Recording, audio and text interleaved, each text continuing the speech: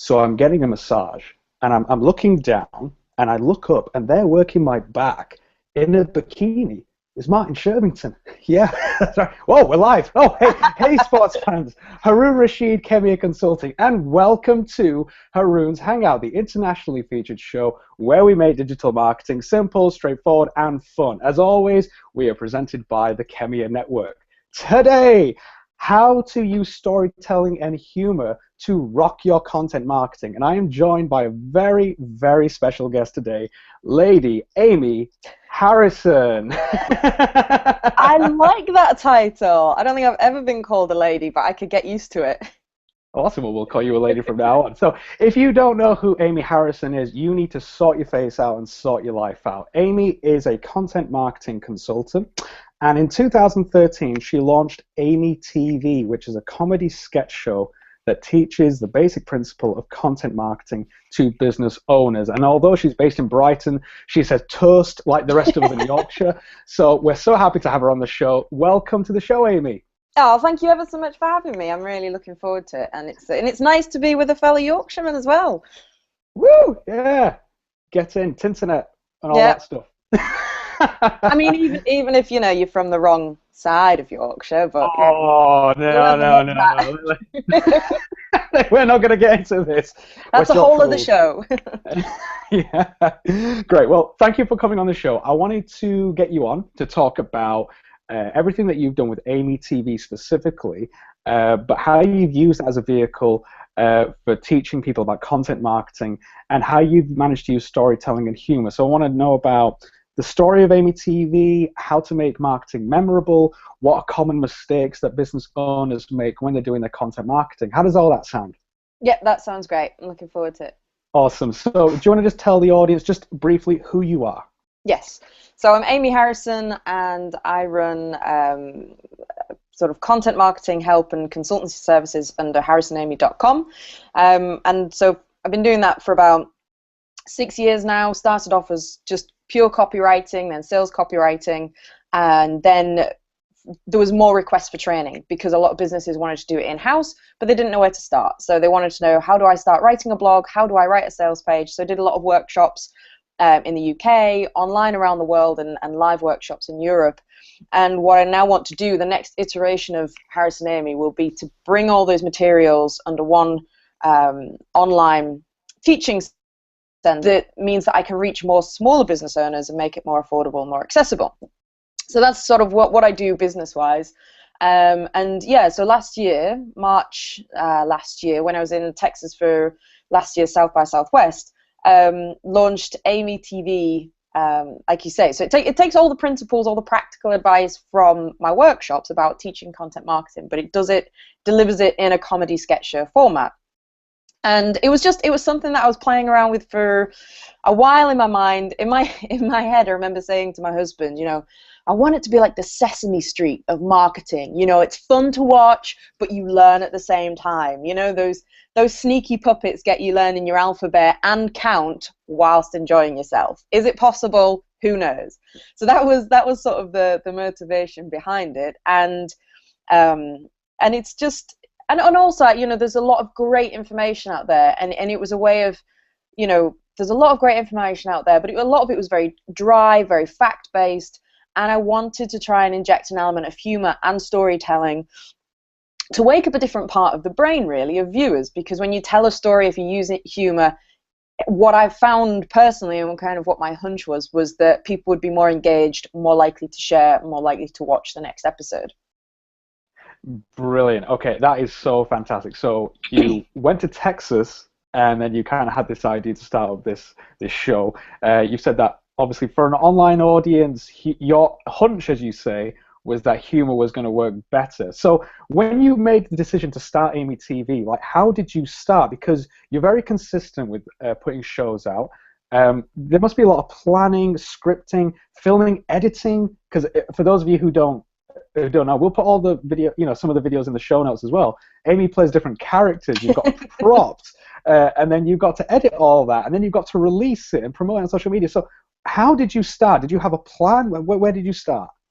I had an idea that that I wanted to do this, and I had a sort of book of ideas, you know, sketch ideas and things that I would look at on sort of standard tutorials about content marketing and think, oh, that would be funny if.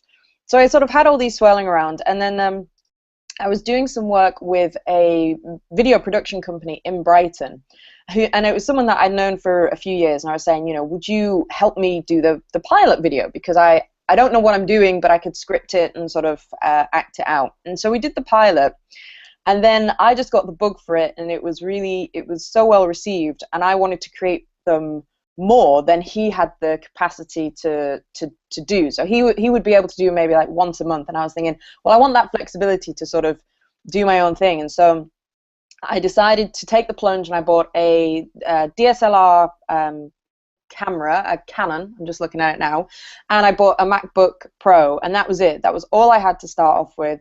And I really just, it always tickles me when people say, like, oh, you know, they obviously take a lot of planning and they look very professional, because I think if you could see behind the scenes, it's me just holding cameras up and going, does that look all right? Yeah, okay, well, you know. And so there was a lot of learning on the job, which is great as well, because if other people are interested in doing it, you know, you don't need a huge background. I learned everything sort of muddling through, and basically just, I had an image in my head of what the stories would look like and what the shots would look like, and then just tried to recreate. And you can tell from the early videos that I started shooting on my own to the ones that I do now, there is, you know, I remember someone said to me, like, oh, it was really nice to see that there's a massive difference, because the ones that you're doing now are much better than your earlier ones in terms of how they were shot. And so there was just a lot that I learned. But in terms of planning, they take about half a day in different sections to write, shoot, and edit.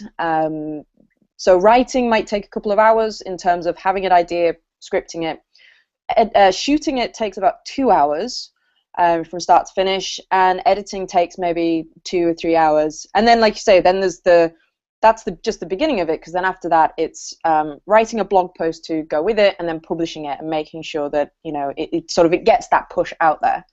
So there is a method behind some of the madness. Yeah. I mean, you know, and sometimes it's more planned than others. Sometimes it's like, okay, I've got a gap in my schedule tomorrow. Could I squeeze in an AmyTV? Go through the ideas book and put something together. But that is something that I'm developing. It will be more strategic in the future. And how much of it is improvised? Little bits of it. So there is a script, but what I'll find is that it sticks to the script, but it might be the occasional sentence, or sometimes I'll leave the camera running and I'll do a take several times. Sometimes it's the weirdest things that's improvised, because I'll write a sentence to say, and then you realize you can't say it. You know, like for some reason I'll stumble over the words, or it just, you know, so you just kind of keep going and keep going. But I don't shoot a huge amount of footage. I think I will maybe have about, maybe even only, when I sort of chop it all up and initially put it together, there's maybe about 7 minutes of rough footage that I'll get down to about 2 or 3 minutes. But in terms of everything that I shoot, it's probably only about 15 to 20 minutes of footage. So there's not a huge amount of excess there, which I thought was normal, but talking to video production companies where they will shoot 5 hours of footage for 5 minutes, I found that that's actually a little bit unusual. Yeah, absolutely. What editing software are you using? So I just use iMovie. Yeah, so just everything on the MacBook, everything on the MacBook Pro. It's so easy to use, and it's so user-friendly. And if there's something you can't figure out, there's so many tutorials and forums where you can find information. Brilliant. And one thing I just want to get into a little bit is, because we said that you are consistent, and you mentioned, you know, sometimes you're busy, you're doing a lot of stuff, and you have a lot of clients as well, but you still manage to put out AmyTV on a consistent basis.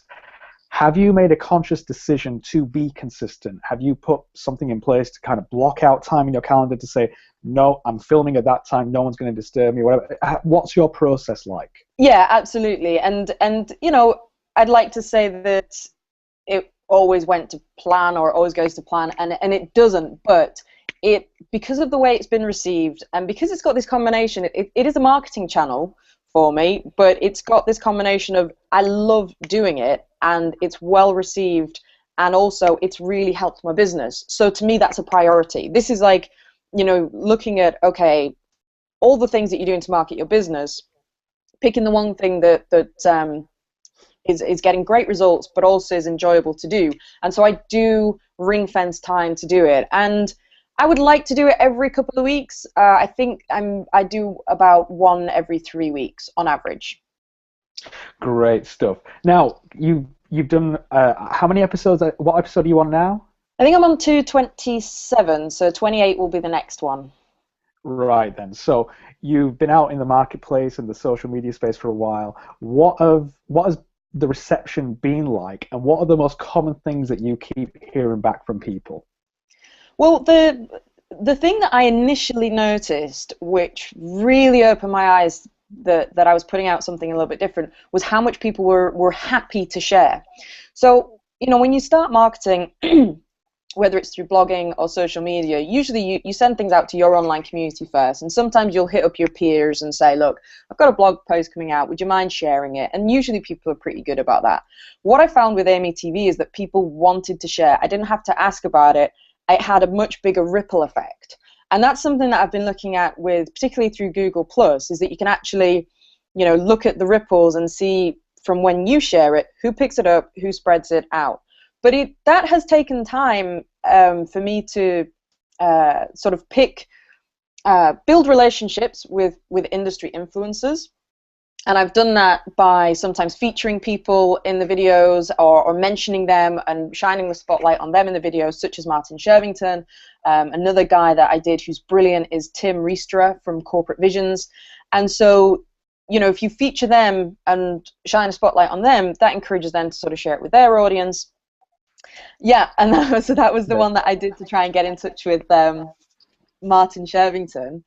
And so you know, you're going through this. It does need you to drive the momentum of the sharing, but then what you find is that it kind of takes on a life of its own. So at the moment, episodes will get between 65 to 200 comments per episode, and it's been really good fun watching the conversation grow around the content. And the feedback is that people can relate to the humor, or they can relate to the situations, or sometimes they can't relate to all because it's just absolutely bonkers, but then they like that, you know, and they sort of, you know, like to share, like, look at this crazy lady that I found online. Funnily enough, I mean, you're talking about the ripple effect. Now, I actually personally came across you from the Seeking Shervington video. Right. And it's because I think it got shared by a few people in my network, or people were liking the plus winning the post and commenting on it. So, and then I saw this thumbnail, like you just saw, of somebody in a crazy, you know, fake glasses, nose, and the hair and everything. I thought, oh, what's this? And you're right, you're bonkers. I mean, in a nice way. And that's from there. I actually, as an audience member of your brand, I had to go back and look at all the other episodes, and I was like, wow, this is really funny. And then I started showing it to the guys in the office, and hey, here we are on Haroon's Hangout, you know, having you as a guest. So it's really funny how that ripple effect can happen. Yeah, and the thing that's been really interesting is that it's been the easiest thing for me to promote around my business, because people like them, people laugh, and then I've definitely got a lot more requests to come on and talk about it, and it's let me tell a more interesting story about my business. So yes, I'm always talking about the fact that I help with content marketing and copywriting. You know, that's part of it, but it's not the only part of it, because people like to talk about the videos. And what you said there, that's something else that people have told me, is that they've come in at one episode, but then they've gone and they've watched like all of the other ones. And sometimes that makes me feel really guilty, because I've had people say, I've just watched all of your episodes from back to back. And I almost am tempted to say, maybe you should go and do some work. Like, please, you know, I feel bad that you've just sat there and watched me for, you know, an hour and a half. But that's great, though, if they're engaged, you know, that's great. So, I mean, that's a nice segue, actually, into the next part.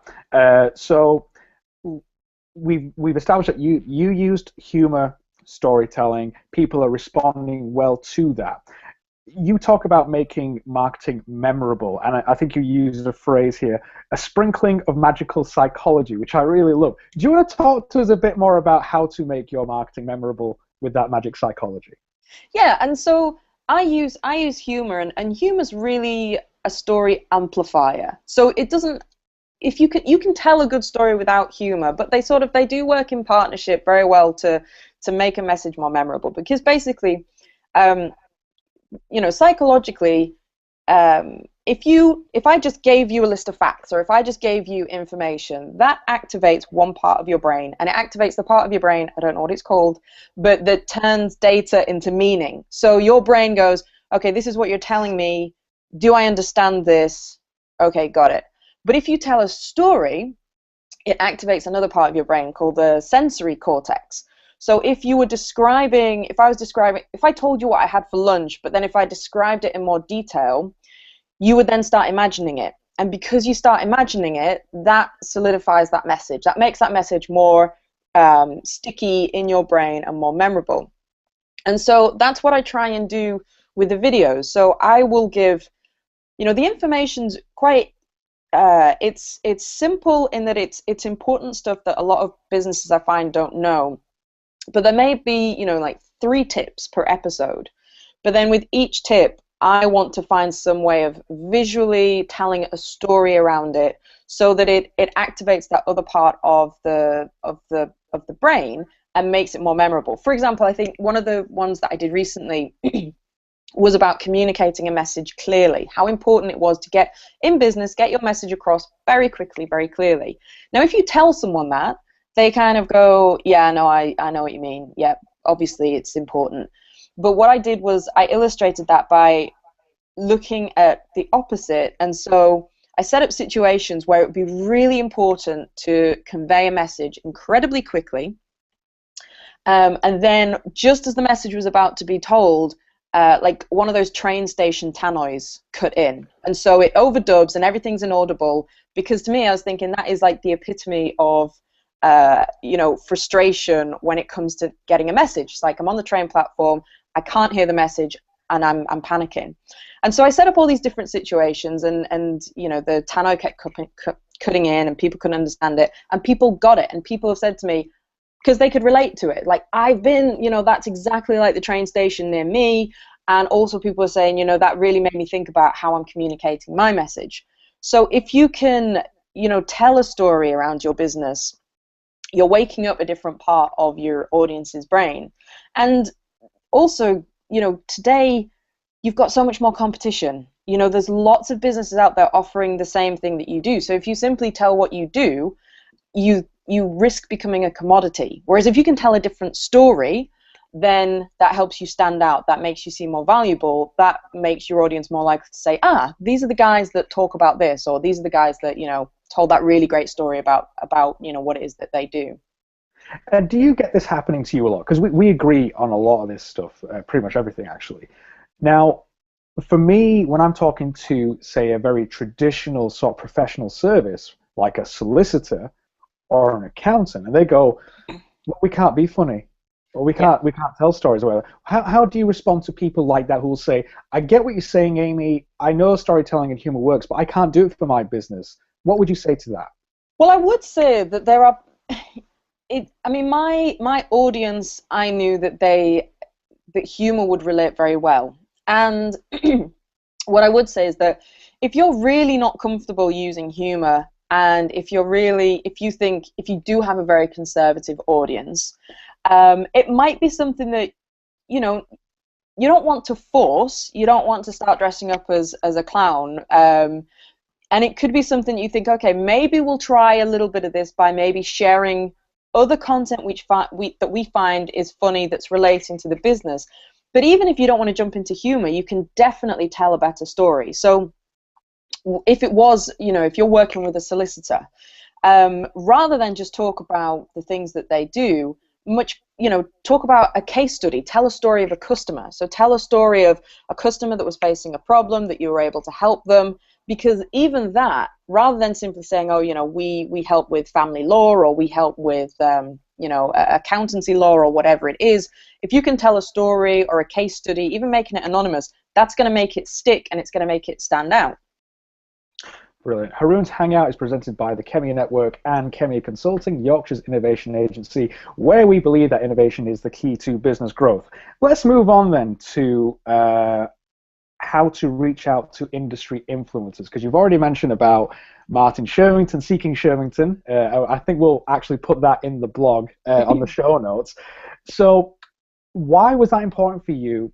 How did you go about doing the Seeking Shervington video, and what's been the effect from that? Okay, yeah, and I've done this I've done this ever since I started blogging.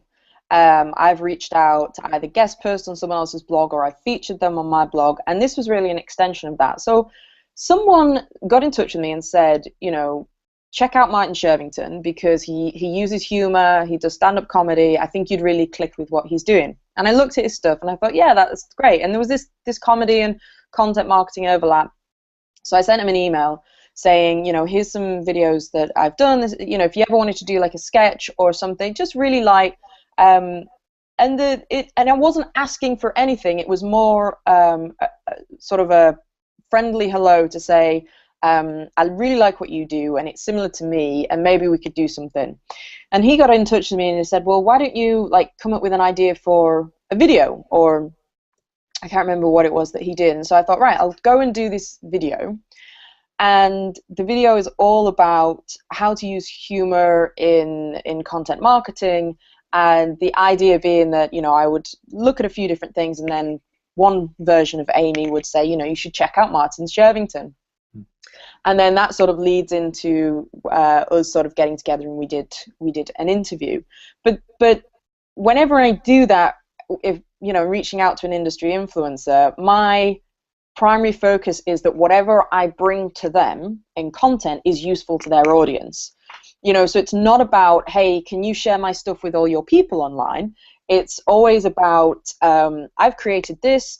I think if you think your audience will like it and find it useful, you know, maybe you could put it out there, and that works really well because you're not just asking for something, you're offering value, and from there, that gave me a huge push with the videos, and I saw a definite spike, and it also opened up my eyes to Google Plus because I'd never really used Google Plus before, and that was a whole other learning curve. But I've found it's been a great platform for sharing videos, and so that's been a fantastic advantage because now I'm just all Google Plused out, but it's working really well for me to share the videos. And you've also recently done a happy 40th for Jimmy Fallon as well with Martin Shervington. We did. We actually managed to get together because he was in San Francisco when I first met him, and then he's in Wales, and then we got together to do the campaign on the. It was early in August, so we got together and we filmed. And what we wanted to do was create some kind of video that we could use as a push to get a hashtag Jimmy Fallon Plus trending on Google Plus by getting, you know, releasing it on the day of his 40th birthday, getting everyone to sort of send messages. Because a lot of, you know, what Martin does is he shows the power of Google Plus and how you can get things to trend, and the power of, you know, using it for branding and marketing. And it did. We got it to, I think we got it to the 4th place of Jimmy Fallon Plus was trending that day. So that was really cool. Fantastic. I mean, it also helps if you have like 250,000 Google followers like Shervington does. But I remember that I think we spoke on that day, and I think the video had just gone live, and I caught it very early on. And the comments and the plus ones, and that was crazy. And I remember thinking, my gosh, this has really gone really well. People were so engaged for it. And who would have thought for Jimmy Fallon? That's crazy. Yeah, it was, and that is one of the things that I love about Google Plus. If you're doing video, because I do everything on YouTube, and so all your Google Plus comments are integrated with your YouTube comments, and it just makes it easier for that conversation to spiral and to find its own momentum, and it's great. I love it. It worked so well, and it was just great to see everyone get behind it. Fantastic. Now let's say that you know, businesses are starting with this whole thing. They're rocking with the content marketing. What are the most common mistakes that you see companies making when they're using humor or storytelling in their video marketing? Yeah, so some of the biggest mistakes that I see with humor is insulting your audience. So I've worked with, and I've worked with people who've said, can you help me create a funny video about my business? And I've looked at their scripts, and sarcasm, whilst you might use that with your friends, if you're used to sort of having a bit of banter, and it might work really well, and that might be your style of humor, but it can be misinterpreted so quickly by your audience as being insulting. So you never want to make fun of your customer, even if you feel like you've got a good relationship with them and you almost feel like they're your friend, because it's a very dangerous ground to be on. So you don't want to make fun of them because they've got a problem. You don't want to make fun of if you're a social media marketing manager, you don't want to make fun of your customer for being a Neanderthal or, not understanding how to use Twitter. Like, that's a very dangerous ground, but people can slip into it easily. And that's why whenever I do my videos, I'm always making fun of the problem. It's always, fun of the frustration rather than my actual customer. So that's the first one. And I think the other two that I've seen are either being just way off topic but funny. So, someone's put together a video because they think it's a great idea and it is really funny, but it doesn't relate to their brand, and it doesn't relate to what they do, and it doesn't relate to the problem that they solve. Because that has, yes, it might get loads of engagement online, but you're not going to get that follow-through engagement. It's like when you see those great adverts and everyone can remember the advert, no one can remember the company. So it's like, oh yeah, I remember that advert. What was it for? I don't know. It was Duracell or Everready or one of the other batteries. So then you've sort of you've put all that effort into it, and you've lost that follow through momentum. And having no value as well, which I suppose is a little bit similar. So using humor, you want to use, that's like your spices in your cooking. It's there to kind of get attention and get engagement, but you really want to have substance as well. You don't just want to be funny as like, oh, they're the funny guys. You want to be the funny guys that do something really useful, and that's one of the biggest compliments is when people say that I really learned from that video, because that's what I'm trying to do. It's just I'm using the humor as like the topping to get attention.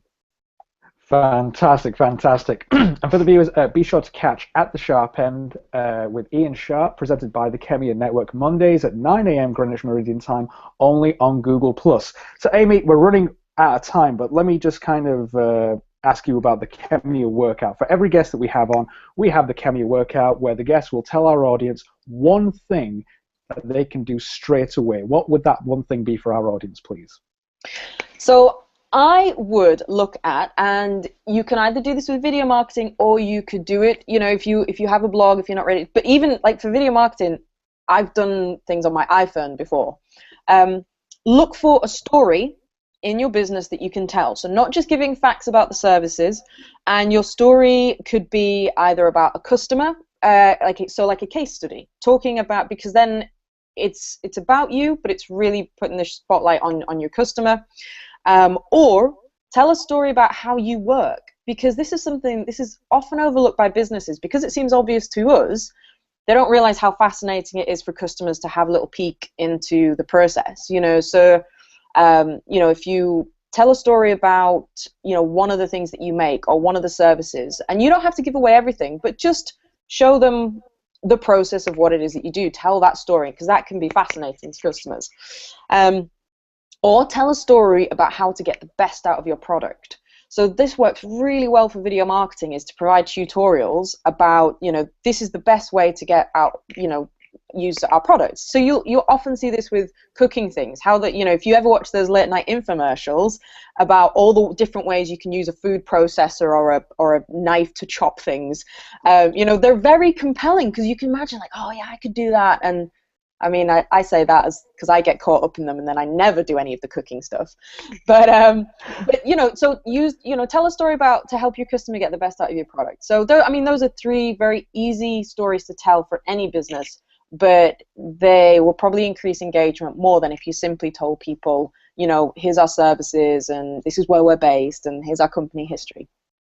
Fantastic. I'm going to get you out on this one. Where can people find you online? So you can find me at harrisonamy.com, also on Twitter at harrisonamy, and I think if you Google me for Google Plus, I think I'm Amy Harrison. I think I've got that, but you'll be able to see by the profile picture if it's me or not.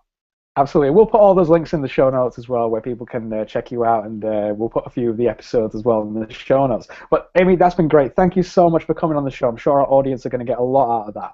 Oh, it's been a pleasure. Thanks for having me. Awesome, thank you.